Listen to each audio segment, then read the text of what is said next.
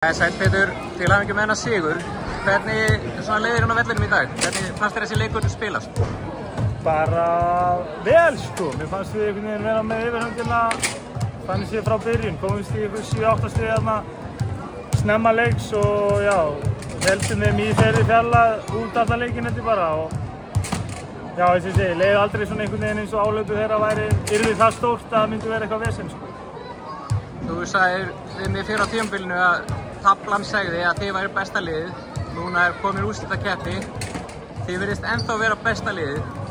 Hvernig er að gíra sig í leikinu? Er það erfiðara þegar manni finnst maður vera bestur? Þegar maður sér að maður er bestur? Góð spurning.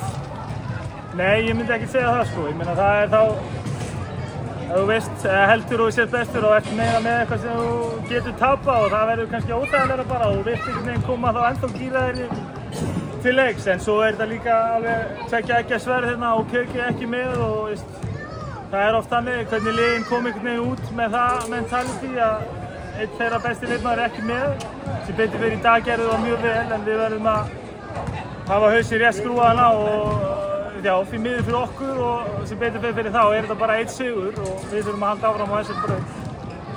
Einmitt, halda áfram, það er næsti leikur og hann er á Álftanesi. Heldur að sá leikur verði eitthvað öðruvísi?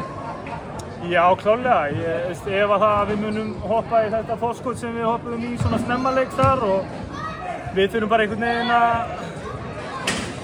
að vera með hausinn rétt skrúan á og gera okkar besta í að halda áfram að gera þá hluti sem við gerum vel í dag, að gera þá áfram vel og ekki leyfa þeim einhvern veginn að finna neinni rytma í þessu. Takk fyrir Pétur. Takk.